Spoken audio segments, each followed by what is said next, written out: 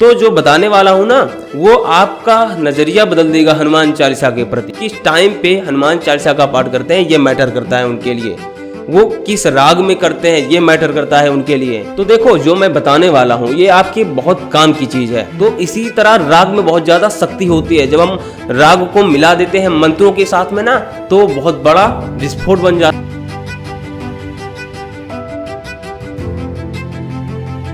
जय सिया राम दोस्तों, क्या हनुमान चालीसा आपके लिए काम कर रही है? अगर हाँ आपके लिए वो काम कर रही है तो किस जगह पे काम कर रही है, वो शरीर के किस भाग में काम कर रही है, ये जानना बेहद जरूरी है आपके लिए। तो जो बताने वाला हूँ ना, वो आपका नजरिया बदल देगा हनुमान चालीसा के प्रति। अगले 10 मिनट में मैं आपको सब कुछ बता दूंगा हनुमान चालीसा के बारे में। आपका टाइम वेस्ट ना करते हुए मैं ये बताना चाहता हूँ कि देखो, जो कुछ प्राप्त करना चाहते हैं भगवान को, जो हनुमान चालीसा का पाठ करते हैं कुछ प्राप्त करने के लिए, वो कभी भी किसी भी समय कर सकते हैं। लेकिन जो एक्चुअल में स्पिरिचुअली ग्रो होना चाहते हैं, जो आध्यात्म की ओर जाना चाहते हैं, जो हनुमान जी को प्राप्त करना चाहते हैं, जो और भी ज्यादा आगे जाना चाहते हैं आध्यात्म में, वो क्या करें, वो कैसे हनुमान चालीसा का एक्टिवेट करें, वो कैसे हनुमान चालीसा को प्राप्त करें, पूरी एनर्जी कैसे उसकी प्राप्त करें। देखो जो मटेरियल लाइफ से आगे जाना चाहते हैं उनके लिए ये है कि वो किस समय किस टाइम पे हनुमान चालीसा का पाठ करते हैं ये मैटर करता है उनके लिए।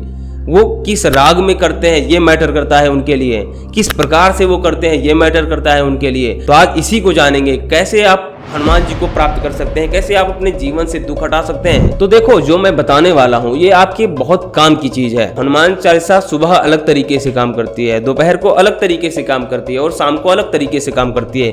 किसी के लिए सुबह काम करती है, किसी के लिए दोपहर में काम करती है, किसी के लिए शाम को काम करती है। अब आपके लिए ये कब काम करती है ये आपको पता लगाना है। आप कैसे ये पता लगा पाओगे मैं बताने वाला हूँ। देखो तो ये पता लगाने के लिए आपको ये पता लगाना होगा कि हनुमान चालीसा आपके शरीर में कहाँ काम करती है, किस जगह पे काम करती है। आपके छाती के बीच में होता है अनाहत चक्र। आपके सीने में जो हृदय चक्र है उसी को हम अनाहत चक्र कहते हैं, इसे हृदय चक्र भी कहते हैं, इसी को हम हनुमान चक्र कहते हैं, भक्ति चक्र कहते हैं। तो यहाँ पर जब आप हनुमान चालीसा करते हैं तो वो यहाँ पर लगता है, यहाँ पर उसकी ऊर्जा जाती है, वो सीधा मूलाधार चक्र से जंप करके सीधा यहाँ पर आ जाती है। उसकी ऊर्जा, उसकी जो एनर्जी है वो सीधा अनाहत चक्र पे लगती है, भक्ति चक्र पे लगती है। इसको हम अनाहत चक्र कहते हैं, भक्ति चक्र कहते हैं। और जब यहाँ पर भक्ति नहीं रहती, यहाँ पर ईर्ष्या है, द्वेष है, अहंकार है, यहाँ पर आ जाते हैं। तो इसीलिए हम भक्ति करते हैं। अगर आप कभी कर्नाटका जाते हैं तो वहाँ पर हम्पी जब जाते हैं तो वहाँ तुंगभद्रा नदी के किनारे एक मंदिर है, यंत्रधारू का मंदिर।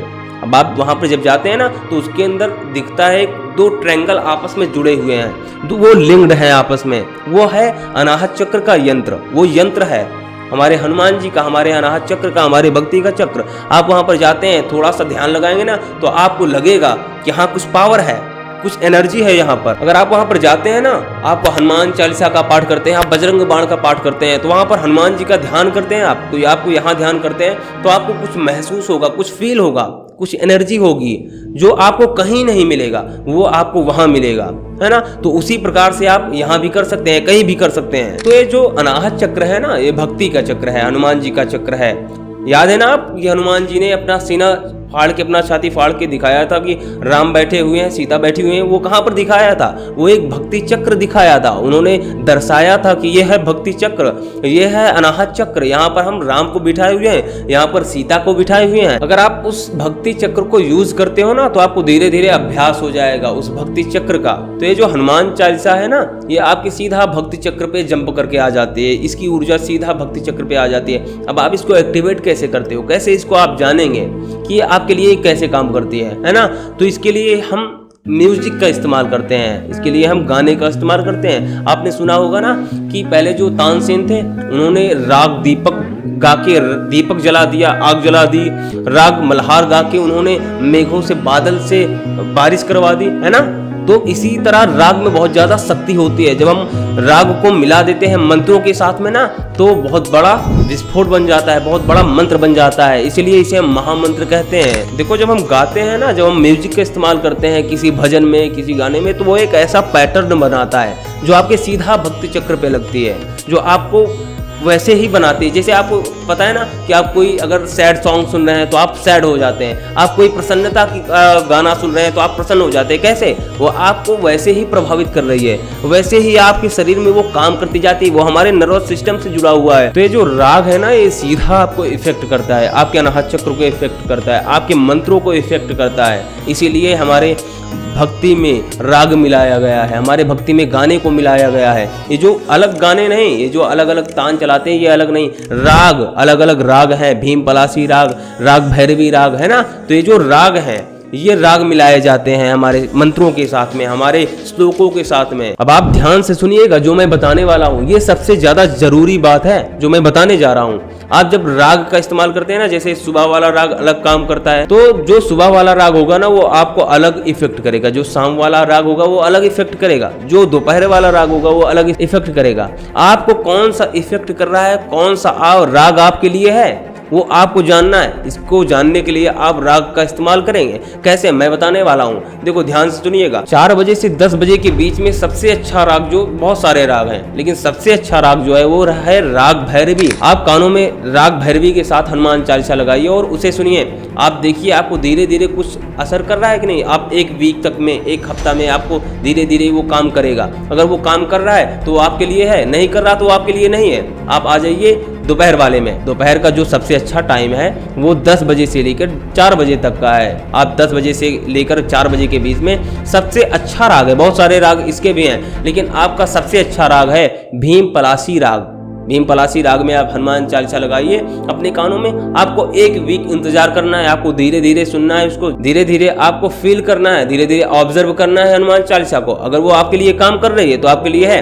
आप जब ध्यान से सुनिएगा, जब आप ध्यान करते हैं, जब आप सुनेंगे उसको, तो आपको अनाहत चक्र पे ध्यान करना है। आपको अनाहत चक्र पे हनुमान जी को बिठाना है, वहां पर भक्ति को बिठाना है, उस राग को बिठाना है ना, उस राग को फील करना है यहाँ पर। तो आप जब भी उसको, उस राग को सुनेंगे, उस राग में हनुमान चालीसा को सुनेंगे, तो आप भक्ति चक्र पे यानी हृदय चक्र पर ध्यान जरूर करेंगे, है ना। तो आपको कुछ नहीं करना, मेरुदंड सीधा करना है। मेरुदंड यानी रीढ़ की हड्डी सीधी करनी है, ऐसे एकदम नॉर्मल। उसके बाद जो है आपको बैठकर यहाँ पर ध्यान करना है अनाहत चक्र पे। आप देखिए आपको कुछ फील हो रहा है। अगर इसमें भी फील नहीं हो रहा तो आप आ जाइए शाम वाले में, आप शाम वाले राग में आ जाओ, है ना। अब शाम वाला जो टाइम है ना वो 4 बजे से लेकर 8 बजे तक का सबसे अच्छा टाइम है। इसका जो सबसे अच्छा राग है, बहुत सारे राग इसके भी हैं, लेकिन सबसे अच्छा राग है राग हमीर। अब आप शाम वाले राग को अपना लीजिए, कानों में ईयरफोन लगाइए, सुनिए राग को। अगर कुछ फील हो रहा है, हाँ फील हो रहा है, तो ये आपके लिए है। जैसे गुलशन कुमार वाली हनुमान चालीसा आदत पड़ गई थी ना सुनने की, वैसे ही आपको इसकी आदत पड़ जाएगी। तो धीरे धीरे आप इसको सुनिए, धीरे धीरे आपको अभ्यास होता जाएगा। धीरे धीरे आप क्या होगा, आप गुनगुनाने लगेंगे, अपने मन में इसका ध्यान करेंगे, धीरे धीरे आपको याद हो जाएगा। आप सुनना बंद कर देंगे, धीरे धीरे आप इसको पढ़ेंगे, कोशिश करिए आप, और फिर देखिए चमत्कार। आपको धीरे धीरे ये एक्टिवेट करेगा, आपके अनाहत चक्र को एक्टिवेट करेगा, आपके नर्वस सिस्टम को एक्टिवेट करेगा, आपकी इड़ा पिंगला, आपकी जो 70,000 जो 72,000 नाड़ियां हैं उनको एक्टिवेट करेगा। और धीरे धीरे आप देखेंगे कि आपका पूरा जीवन बदल गया। उसके बाद आप स्वयं और भी ज्यादा आध्यात्मिक हो जाओगे। आपको धीरे धीरे पावर लगेगा कि मेरे पास कुछ पावर है। तो धीरे धीरे जब आपका जीवन बदल जाएगा ना, तो आपको ये लगेगा कि हाँ हनुमान चालीसा में कुछ है। तब आपको पता लगेगा कि हमारे सनातन धर्म में, हमारे हिंदू धर्म में क्यों हनुमान चालीसा को इतना बताया गया है कि वो महामंत्र है, वो हनुमान जी का सबसे पावरफुल मंत्र है ना। मैं उम्मीद करता हूँ कि आपको इस वीडियो में कुछ सीखने के लिए मिला होगा, कुछ समझ में आया होगा। शायद आपके जीवन में हनुमान चालीसा कुछ बदलाव लेकर आए। तो मैं यही चाहता हूँ कि आप हनुमान चालीसा को राग के साथ में पढ़ें, आप हनुमान चालीसा को राग के साथ में मिलाकर पढ़ें, मिलाकर सुनें और अपने जीवन को बदल सकें।